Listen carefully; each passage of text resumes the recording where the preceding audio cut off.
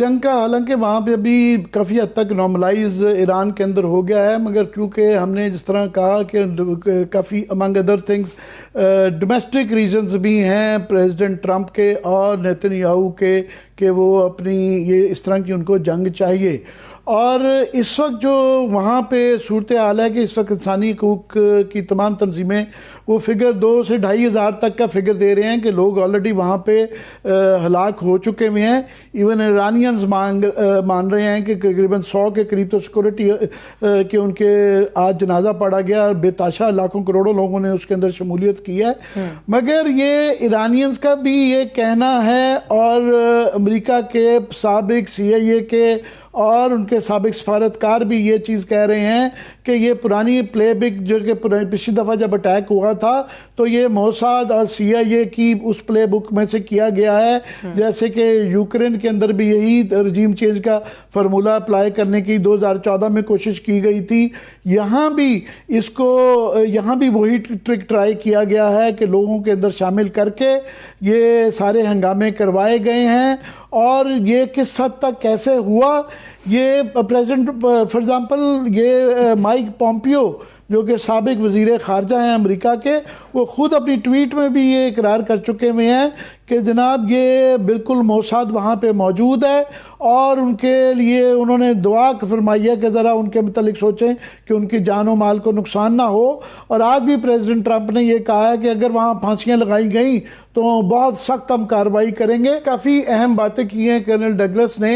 ایک تو انہوں نے کہا ہے کہ وہ جو انٹرنیٹ انہوں نے خاص طور پہ ایران نے بند کیا گیا تھا کیونکہ وہ ایک مجاہدین خلق اس کو کہا جاتا ہے، وہ البینیا کے اندر وہ CIA کے ایسٹس تھے جو یہاں سے بیٹھ کے انٹرنیٹ کے ذریعے فساد کریٹ کر رہے تھے۔ انہوں نے انٹرنیٹ سے ان کو ڈی لنک کیا اور اس کو ڈی لنک کرنے میں وہ یہ کہہ رہے ہیں، ان کا یہ الزام ہے کہ روس بھی اور چین بھی اس نے مدد کی ہے ایران کی، کیونکہ سٹار لنک جو ایلون مسک کا جو ایک نظام ہے اس کو نیوٹرلائز کرنا بڑا ہی ایک ٹیکنیکل کام تھا۔ ایک دوسرا ان کا یہ کہ یہ پرانا طریقہ واردات ہے رجیم چینج کا کہ آپ اپنے ایسٹس کو وہاں پہ آف کورس جو ایران کے اندر شخصی آزادیاں معاشرتی آزادیوں کی ایک کئی سالوں سے دہائیوں سے ایک بہت بڑا طبقہ ہے جو آزادی زیادہ مانگتا ہے۔ عورتوں کے حقوق کے حوالے سے 2022 میں بہت بڑی تحریک بھی ہوئی تھی، مگر ان کے ساتھ مل کے تو کراؤڈ کے اوپر کو پرووک کرنا اور پھر حملہ کروانا، اس کی تفصیلات بتائی کہ یہ کس طریقے سے یہ سارے معاملات کیے گئے ہیں۔ لاسٹلی وہ جو سب سے اہم بات انہوں نے یہ کی ہے کہ اگر یہ خدا نخواستہ ایران کے اوپر یہ جو حملہ کیا جاتا ہے تو یہ پچھلی دفعہ جو ہے بہت چھوٹا ٹریلر تھا جو کہ ایران نے دکھایا تھا کہ اسرائیل ان کے جو میزائل تھے جو خاص طور پہ سپر سونک انہوں نے چند استعمال کیے تھے، تمام ہائپر سونک جو میزائل تھے وہ نہیں، ان کا آئرن ڈوم اور ان کی ملٹی لیئر جو ڈیفنسز کی تھی ڈیفنسز کی وہ اس کو نہیں روک پائی تھی۔ اور ان کا یہ کہنا ہے کہ وہ بڑا چھوٹا ٹریلر تھا، اس دفعہ شاید وہ ہائپر سونک میزائل جو ہیں اس کا بہت زیادہ استعمال کریں گے اور یہ ایک بہت بڑا امریکہ کے لیے سوال ہوگا کہ یہ اتنا آسان نہیں ہے کہ سمپلی حملہ کر دینا۔ اور دوسرا آف کورس جو ہے اگر یہ خدا نخواستہ خلیج میں بھی جنگ ہوتی ہے، ایران اپنی دھمکی کے مطابق